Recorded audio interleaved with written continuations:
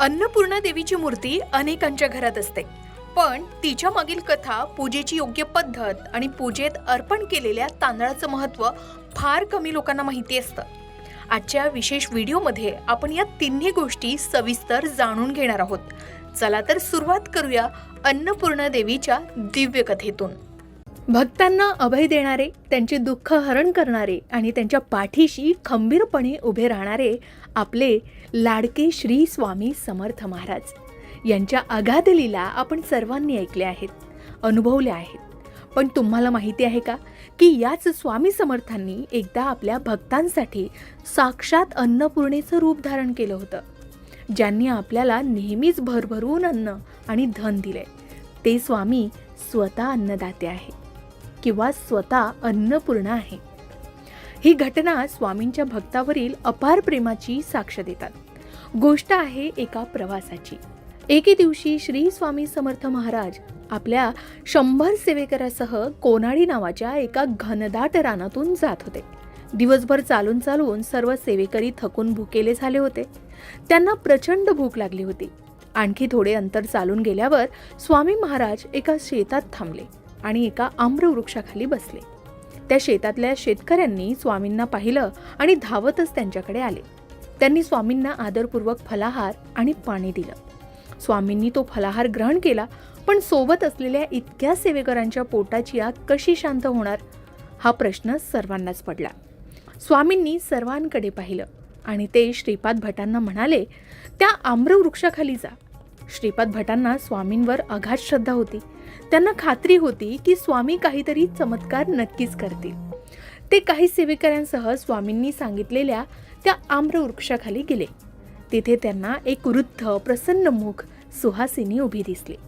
श्रीपाद भटांनी त्या मातेला विचारलं, आपण कोण आहात?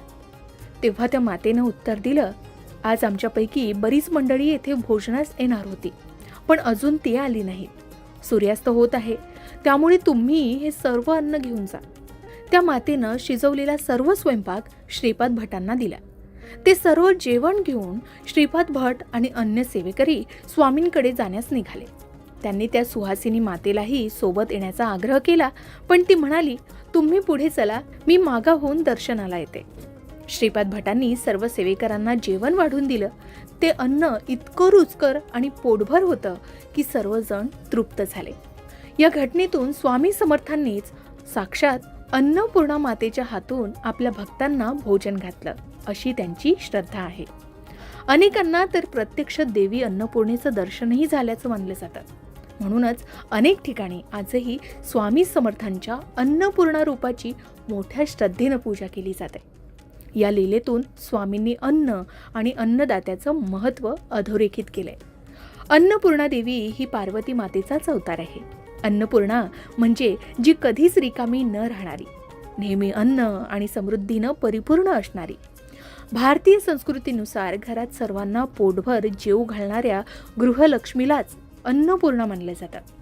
ज्या घरात अन्नपूर्णा देवीची पूजा, आदर आणि सन्मान होतो, तिथे धनधान्याची कधीच कमी होत नाही, अशी ही दृढ श्रद्धा आहे. या घटनेतून हेच सिद्ध झालंय की स्वामी समर्थ हे केवळ एक महान संत नव्हते, तर ते साक्षात परब्रह्माचे अवतार होते, जे आपल्या भक्तांच्या कल्याणासाठी कोणतेही रूप धारण करू शकतात. त्यांनी गरज पडल्यास अन्नपूर्णेचं रूप घेऊन भक्तांची क्षुधा शांत केली. अन्नपूर्णा देवी ही अन्न आणि समृद्धीची देवी मानली जाते. तिच्या कृपेनं घरात कधीही अन्नधान्याची कमतरता भासत नाही. स्वामींनी या घटनेतून अन्नदानाचा आणि अन्नपूर्णा देवीची महत्त्वाची शिकवण दिली. स्वामी समर्थांनी धारण केलेलं हे अन्नपूर्णा रूप आणि प्रत्यक्ष अन्नपूर्णा देवीची उपासना दोन्ही भक्तांसाठी अत्यंत फलदायी मानले गेले. अन्नपूर्णा देवीची पूजा केल्यानं अनेक फायदे होतात, जे आपल्या जीवनात सुखसमृद्धी आणि शांती नक्कीच घेऊन येतात. अन्नपूर्णा देवीच्या पूजेसाठी आपल्या स्वयंपाकघराची आणि घरातील अन्नाची नेहमी स्वच्छता राखावी. अन्न वाया घालवू नये आणि गरजूंना अन्नदान करत राहावं. स्वामींच्या या अन्नपूर्णा रूपाची किंवा प्रत्यक्ष अन्नपूर्णा देवीची पूजा जरी केली तरी त्यापासून आपल्याला अनेक लाभ मिळू शकतात. जसं अन्नपूर्णा मातेची उपासना केल्यानं घरात कधीही अन्नाची किंवा पैशाची कमतरता भासत नाही. ती नेहमी आपल्या भक्तांच्या घरात धनधान्य आणि समृद्धी प्रदान करते. जिथे पोटभर अन्न मिळतं तिथं शरीर निरोगी राहतं आणि मन समाधानी राहतं. म्हणून अन्नपूर्णा देवीची कृपा आपल्याला चांगले आरोग्य आणि मानसिक समाधानही मिळवून देते असं सांगितलं जातं. ज्यांच्या कुंडलीत दारिद्र्य योग आहे किंवा ज्यांना सतत आर्थिक अडचणींचा सामना करावा लागतो त्यांनीही अन्नपूर्णा देवीची पूजा केल्यानं दारिद्र्याचा नाश होतो आणि जीवनात संपन्नता येते असेही बऱ्याच भक्तांचे अनुभव आहेत. एवढंच नाही तर घरात अन्न आणि समृद्धी असेल तर कुटुंबात आनंद आणि शांतता नक्कीच नांदते. अन्नपूर्णा देवी घरात सुख, शांती आणि ऐश्वर्य आणते. केवळ भौतिक सुखच नाही तर अन्नपूर्णा मातेची उपासना, भक्ती, वैराग्याचा आशीर्वादही देते. त्यामुळे आध्यात्मिक प्रगती होण्यास मदत मिळते. शिवाय अन्नपूर्णा देवीची पूजा आपल्याला घरातील स्त्रियांचा, विशेषतः आपल्या मातेचा आणि पत्नीचा आदर करण्याची शिकवण देते. कारण गृहलक्ष्मीच ही साक्षात अन्नपूर्णा स्वरूप असते. अन्नपूर्णा देवीची सेवा करायची असेल, तिची पूजा करायची असेल तर यासाठी सकाळी ब्रह्ममुहूर्तावर किंवा सायंकाळी शांत वेळेत तिची पूजा करावी. लाल, पिवळे किंवा पांढरे वस्त्र परिधान करावे. देवीच्या चित्रासमोर तुपाचा दिवा लावून संपूर्ण भोजन अर्पण करावं आणि मग अन्नपूर्णा स्तोत्राचं पठण करावं. सर्वात महत्त्वाचं म्हणजे आपल्या घरातील स्त्रियांचा आदर करावा, कारण त्या साक्षात अन्नपूर्णा मातेचं रूप असतात. स्वामी समर्थांच्या या अन्नपूर्णा रूपाची कथा खरोखरच प्रेरणादायी आहे. आपल्या जीवनात अन्न, धन आणि समाधानाची कधीही कमतरता भासू नये अशी आपली इच्छा असेल तर स्वामी समर्थांच्या या अन्नपूर्णा रूपाची आणि अन्नपूर्णा देवीची मनोभावे पूजा नक्कीच करावी. आपल्या घरात नेहमी सुख समृद्धी नांदो ही स्वामींच्या चरणी प्रार्थना. स्वामींच्या या अन्नपूर्णा लीलेतून आपल्याला अन्नदानाचं महत्त्व आणि अन्नपूर्णा देवीच्या कृपेने मिळणाऱ्या फायद्यांची कल्पना आलीच असेल. तर मग ही माहिती तुम्हाला कशी वाटली हे आम्हाला कमेंट करून नक्की सांगा. तुमच्या जीवनात स्वामींचे किंवा अन्नपूर्णा मातेचे कोणते अनुभव तुम्हाला आले असतील तर तेही आमच्यासोबत शेअर करा. अन्नपूर्णा देवी ही अन्नधान्य, समृद्धी आणि सौभाग्याची देवी मानली जाते. हिंदू परंपरेनुसार घरात अन्नपूर्णा देवीची मूर्ती किंवा चित्र ठेवल्यानं घरात अन्न, धन आणि शांतीची कमतरता होत नाही असं सांगितलं जातं. विशेषतः लग्नाच्या वेळी मुलीला सासरच्या घरी अन्नपूर्णा देवीची मूर्ती देण्याची प्रथा आहे, ज्यामुळे नव्या घरात धनधान्याची भरभराट होईल अशी श्रद्धा मानली जाते. आता आपल्या घरामध्ये अन्नपूर्णा देवी असेल तर तिची काळजी कशी घ्यावी, पूजा कशी करावी आणि ती मूर्ती कशी ठेवावी याबद्दल सर्व पारंपरिक ग्रंथ, वास्तुशास्त्र आणि सामान्य प्रथा परंपरेनुसार संपूर्ण माहिती चला जाणून घेऊया. आता अन्नपूर्णा देवीची मूर्ती आपल्या घरी असेल तर कशी काळजी घ्यावी. अन्नपूर्णा देवीची मूर्ती सामान्यतः ही चांदीची, सोन्याची किंवा पितळेची छोटी मूर्ती असू शकते. देवघरामध्ये आपण ही पूजास्थळी ठेवावी. वास्तूनुसार ईशान्य कोपऱ्यात उत्तर पूर्व दिशा ही सर्वोत्तम मानली जाते, कारण ती समृद्धी आणि शुभतेची दिशा आहे. आता देवघराबद्दल सांगायलाच नको. देवघर नेहमी स्वच्छ, शांत आणि स्वयंपाकघरापासून थोडं दूर असावं. किचनमध्ये स्वयंपाकघर ठेवू नये असं सांगितलं जातं, पण जागेअभावी अनेक ॲडजस्टमेंट केल्या जातात. मात्र योग्य मार्गदर्शनानुसार त्याची पूजा केल्यानं सगळं काही नीट होऊ शकतं. पण अन्नपूर्णा मातेची मूर्ती ही किचनमध्ये अजिबात ठेवू नये, कारण ती अन्नाची देवी असली तरी तिची पूजा पूजास्थळीच करावी असं सांगितलं जातं. ही मूर्ती आपल्याकडे असेल तर आपण छोट्या ताटलीत किंवा वाटीमध्ये स्वच्छ नवीन तांदूळ किंवा गहू भरून ठेवावी आणि त्यावर ही मूर्ती ठेवावी. आता हे तांदूळ हळदीनं पिवळे करून ठेवले तर ते अत्यंत शुभ मानले जातात. आपल्याला जसा वेळ मिळेल, जशी सवड मिळेल त्या पद्धतीने आपण धान्यामध्ये अन्नपूर्णा मातेची मूर्ती ठेवू शकता. मूर्तीच्या पायाखाली तांदूळ किंवा गहू ठेवणं हे अत्यावश्यक मानलं गेलंय, कारण अन्नपूर्णा ही अन्नाची देवी आहे आणि तांदूळ तिच्या कृपेचं प्रतीक मानलं जातं. आपल्या घरात ही मूर्ती असल्यास देवीची मूर्ती आणि तांदूळ नेहमी स्वच्छ ठेवावे. धूळ, कीटक किंवा घाण होऊ देऊ नये.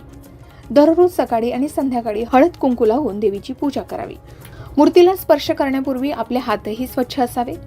स्त्रियांनी मासिक पाळीच्या काळात पूजा करू नये असं सांगितलं जातं. आता प्रत्येकाची वेगवेगळी प्रथा पद्धती असू शकते. आता देवीची कोणतीही मूर्ती आपल्याकडे असेल तर त्यांना छोटी वस्त्र परिधान करून द्यावी. रात्री अजिबात दिवा लावू नये. फक्त दिवसा किंवा संध्याकाळीच दिवा लावावा असंही सांगितलं जातं. मूर्तीला इतर देवतांच्या मूर्तीसोबत अजिबात ठेवू नये, ज्या संहारक स्वरूपाच्या आहेत. जसं काली माता असेल तर त्यांच्या बाजूला ही मूर्ती ठेवू नये. अन्नपूर्णा माता ज्या तांदळावर ठेवली आहे आणि ते तांदूळ काही दिवसात खराब झाले तर लगेचच बदलावे, नाहीतर यामुळेही दोष लागू शकतो असं सांगितलं जातं.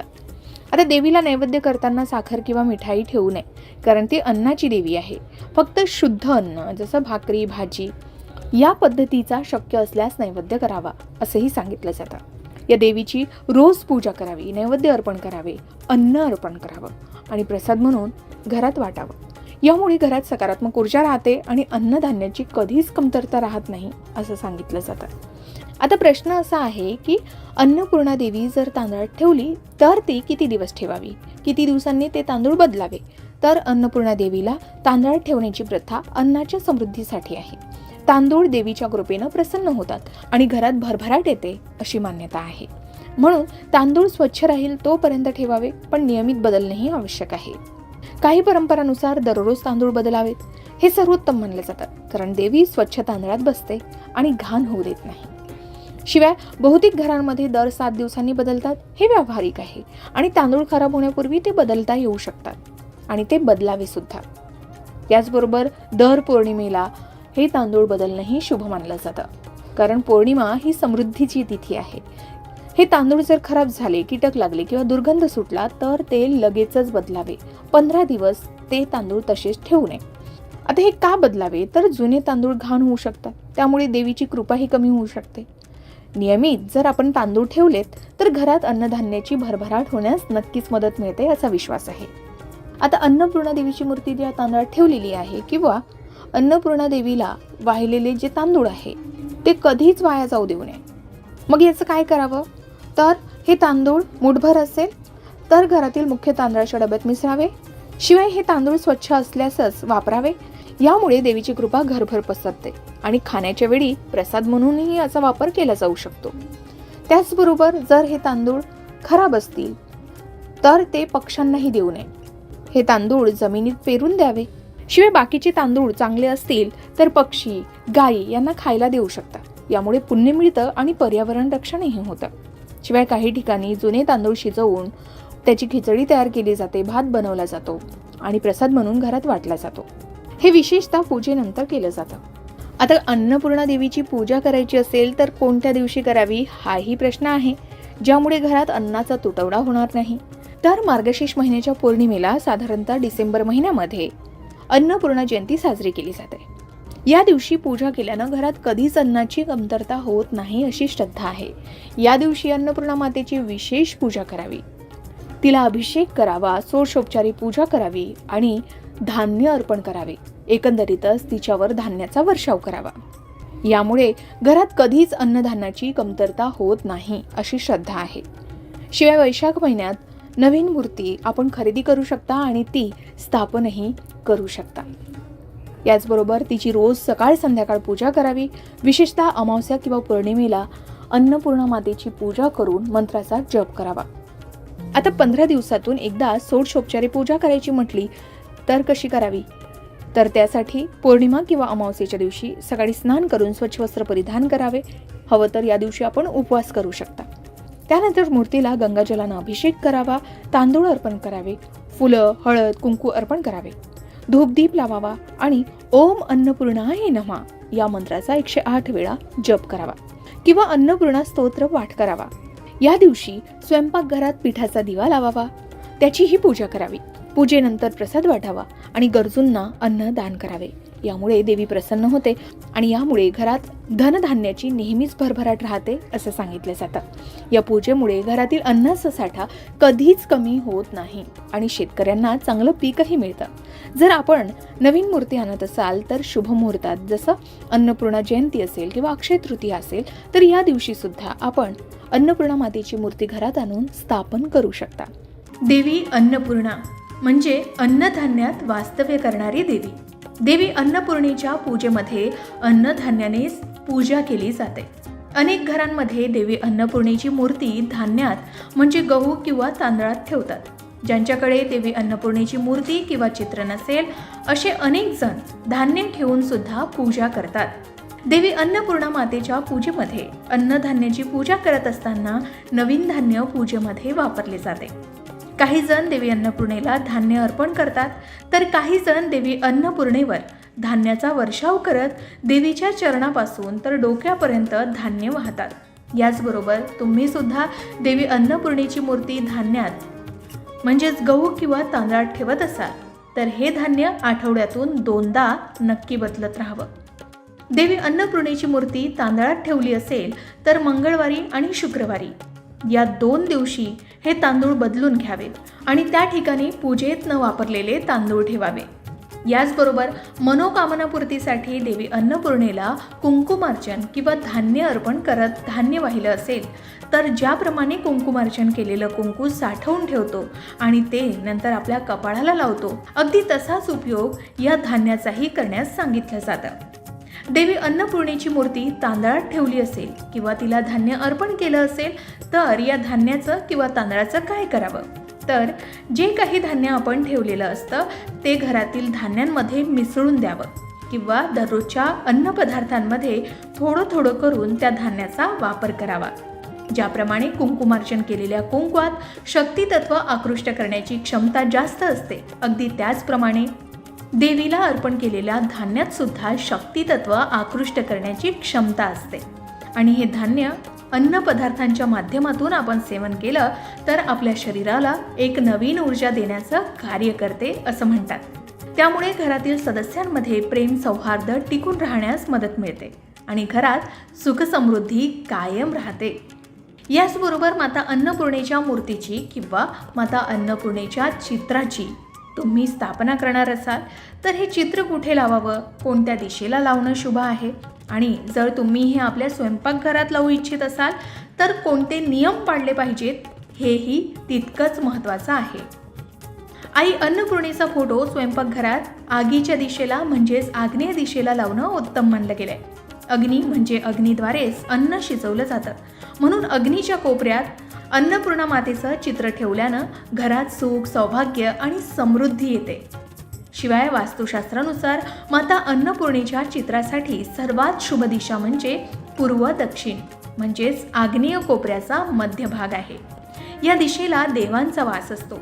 त्यामुळे या ठिकाणी आई अन्नपूर्णेचं चित्र ठेवल्यानं घरात सुख, समृद्धी आणि सौभाग्य नांदतं आणि कधीही अन्नाची कमतरता भासत नाही. घरात आई अन्नपूर्णेचं चित्र लावल्यानं वास्तुदोषांपासूनही मुक्ती मिळण्यास मदत होते. याचबरोबर घरातील पूजास्थानी माता अन्नपूर्णेची मूर्ती स्थापित करावी. माता अन्नपूर्णेच्या मूर्तीचं स्थान घराच्या मंदिरात आहे. घराच्या मंदिरात माता अन्नपूर्णेची मूर्ती ठेवल्यास खूप शुभ मानलं जातं. मात्र आपण नियमितपणे माता अन्नपूर्णेची पूजा करत राहावी आणि तिला अन्न अर्पण करावं. देवघरात उत्तर पूर्व दिशेला माता अन्नपूर्णेची मूर्ती ठेवण्याचा सल्ला दिला जातो. याचबरोबर अन्नपूर्णा मातेचं चित्र हे साठवण गृहात ठेवावं असंही म्हणतात. जर आपल्या घरात अशी जागा असेल जिथे आपण घरगुती धान्य साठवत असाल तर त्या ठिकाणीही माता अन्नपूर्णेचं चित्र लावलं जाऊ शकतं. मात्र आपण ज्या भिंतीवर हे चित्र लावत आहात ही बाथरूमला जोडलेली भिंत नसावी, याची विशेष काळजी घ्यावी. याचबरोबर वास्तुशास्त्रानुसार आई अन्नपूर्णेचा आशीर्वाद नेहमी कुटुंबावर राहावा यासाठी आई अन्नपूर्णेची मूर्ती किंवा चित्र स्वयंपाकघरात उत्तर पूर्व दिशेला स्थापित करावं. या दिशेला अन्नपूर्णा मातेचं चित्र लावणं शक्य नसेल तर पश्चिम दिशेला लावता येऊ शकतं.